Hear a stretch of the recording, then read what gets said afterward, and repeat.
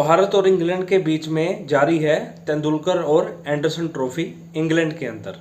पहला test match Bharat बुरी तरह हारी, दूसरा टेस्ट मैच आज शुरू हुआ और पहला दिन समाप्त हो चुका है। अब जब पूरा दिन हमारे सामने है एनालाइज करने के लिए, तो सिलसिलेवार तरीके से हम उसके ऊपर बात करेंगे। आप प्लीज़ जो है चैनल को सब्सक्राइब कर लो। अगर वीडियो आपको अच्छी लगे तो लाइक करना मत भूलना, और अगर आपको लगता हो कि किसी और को भी आप ये वीडियो शेयर कर सकते हैं तो शेयर करना मत भूलना।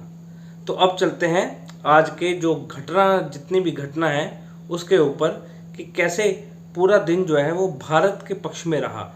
हाँ, एक सेशन था या एक टाइम पीरियड जिसे कह सकते हैं हम, जब इंग्लैंड ने वापसी की थी और तब लग रहा था कहीं भारत इस मैच में भी कोलैप्स का सामना ना कर ले। वो क्यों लगा उसके ऊपर बात करते हैं। तो सबसे पहले जब टॉस हुआ तो इंग्लैंड ने टॉस जीतकर बॉलिंग का फैसला लिया। हैरानी हुई जब भारत की प्लेइंग 11 सामने आई, बिकॉज एक टेस्ट मैच खेलने के बाद ही जसप्रीत बुमराह बेंच पे बाहर बैठ गए। अब जब सीरीज शुरू होने से पहले बुमराह के ऊपर ये अपडेट थी कि वो पहला, तीसरा और पांचवा जो है टेस्ट मैच खेलेंगे। अब यहां पर आपने सीधा सीधा संकेत दे दिया कि बुमराह उस फॉर्म में नहीं है, उस फिटनेस जो लेवल है उस पे नहीं है कि वो पांचों टेस्ट मैच खेल पाएं या 3 लगातार खेल पाएं। तो सामने वाली टीम का हौसला वैसे ही थोड़ा बढ़ जाता है, बिकॉज बुमराह आपके जो जिसे कहते हैं नंबर 1 गेंदबाज हैं और पूरी दुनिया में नंबर 1 गेंदबाज हैं। अब बुमराह का टीम में ना होना, चलिए उसकी जगह रिप्लेसमेंट हुई आकाशदीप की। आकाशदीप जो है वो टीम में आए। अब यहाँ से बात जो है वो शुरू होती है जब इंडिया बैटिंग करने उतरता है।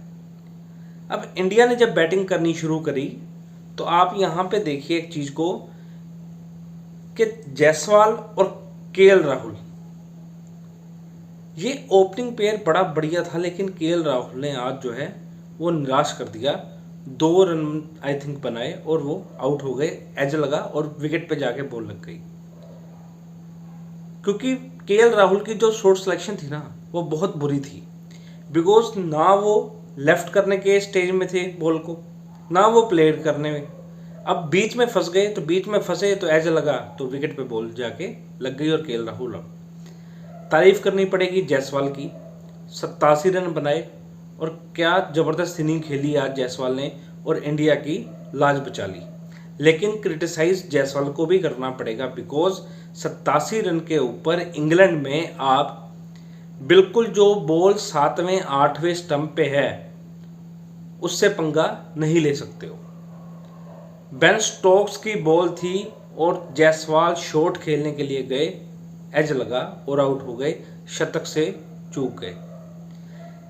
जायसवाल को सीखना पड़ेगा, थोड़ा टेम्परामेंट अपने अंदर लेके आना पड़ेगा कि कैसे जब 70, 80, 85 रन बनाए तो उसको 100 में कन्वर्ट कैसे किया जाता है। आप 80, 85 पे हर बार आउट होते रहोगे तो ये आपकी कमजोरी को दर्शाएगा कि टेम्परामेंट की कमी है, और हम 80, 85 में जायसवाल को पकड़ सकते हैं। ये अपोनेंट टीम पक्का आपके बारे में सोचेगी।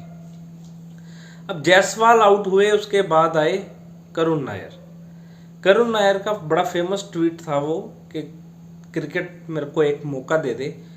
अब क्रिकेट ने एक मौका दिया है आपको, टेस्ट मैच में दोबारा से वापसी हुई है। 300 आपने मारा था, उसके बाद गायब थे भाई, लेकिन पहला टेस्ट मैच जा चुका है और दूसरे टेस्ट मैच की पहली इनिंग हो चुकी है। आज आप कह सकते हो कि एक एक्स्ट्रा ऑर्डिनरी जो बॉल थी वो डल गई और एज लगा, वो लीव नहीं कर पाए, वो स्लिप में कैच आउट हो गए। लेकिन फिर भी जो है 30-35 रन बना के नायर आउट हुए। लेकिन इतने सालों के बाद जो मौका मिला है ये 30-35 रन से जस्टिफाई नहीं होगा। बड़ी इनिंग करुण नायर की आनी चाहिए, वरना फिर से ड्रॉप हो जाएंगे और फिर अगर ट्वीट करेंगे तो लोग उनका साथ नहीं देंगे। अब नायर आउट हुए, उसके बाद आए पंत का एज यूजुअल है, 35 बनाए, 85 बॉलों में शायद 42 बनाए, तेज इनिंग खेली, वो आउट हो गए। अब भाई बशीर है उसने बॉल करी तो आप थोड़ा डिफेंस कर लो या थोड़ा इधर उधर खेल लो। हर बॉल पे छक्का मारने जाओगे, ये T20 थोड़ी है। 90 प्लेयर भी तो 90 जो है वो ओवर खेल के जाना है किसी ना किसी को, तो पंत को जिम्मेदारी लेनी पड़ेगी। फिर उसके बाद आते हैं one and only Ravindra Jadeja. अब रविंद्र जडेजा और शुभमन गिल क्रीज पे टिके हुए हैं। Heads off to Shubman Gill for his century. क्या ज़बरदस्त जो है वो उन्होंने एक और सेंचुरी जो है वो लगाई है आज मैदान पे एडजबेस्टन के। बहुत बढ़िया इनिंग और साथ दिया जडेजा का। एक्चुअली यहाँ पे रिवर्स हुआ है, बिकॉज मैंने शुभमन गिल का नाम स्टार्टिंग में क्यों नहीं लिया मैं आपको बताता हूँ, बिकॉज मेरे को थोड़ा इस पर टाइम चाहिए बात करने के लिए।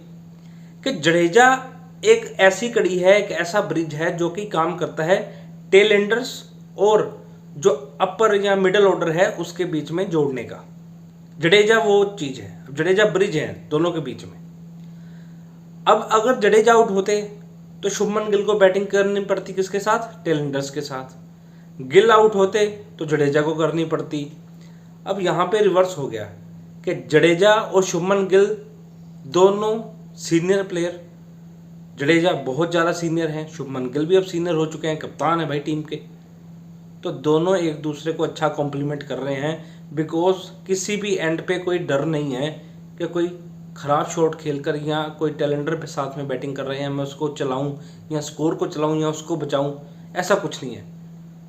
अब जडेजा ने जो है वो अपना विकेट बचाकर और शुभमन गिल ने अपना विकेट बचाकर थोड़ा जो टैलेंडर हैं वो उनको टाइम दे दिया।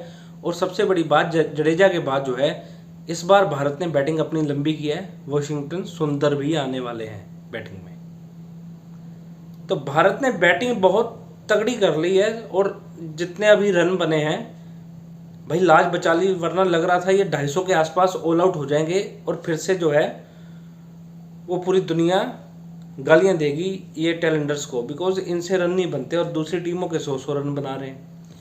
सो आज के पूरे दिन का ये समरी कह सकते हैं कि भारत की जो इनिंग है वो कैसे चली। Shubman Gill, Jaiswal, Jadeja, heads of, top notch innings इन्होंने खेली हैं। जडेजा ने क्या बखूबी से जो है वो साथ दिया शुभमन गिल का, और शुभमन गिल की सेंचुरी हो चुकी है। और जब कल भारत दोबारा से आएगी तो गिल और जडेजा होंगे मैदान के बीच में, और उसके बाद जो है वो काफ़ी टाइम भारत को मिल जाएगा अपनी बैटिंग को और लंबा करने का। और 450-500 से नीचे भारत को सेटिस्फाइड नहीं होना है। और इंग्लैंड कल कमबैक करने की सोचेगी। मैं फिर से कह रहा हूँ, इंग्लैंड ने इस बार चालाकी खेली है कि मैदान की जो बाउंड्रीज हैं वो कोई भी 65 मीटर से बड़ी नहीं है, जबकि एडजबेस्टन में बाउंड्रीज बहुत ज़्यादा बड़ी हैं, लेकिन उन्होंने छोटी कर ली हैं। छोटी करने का मतलब पता क्या है?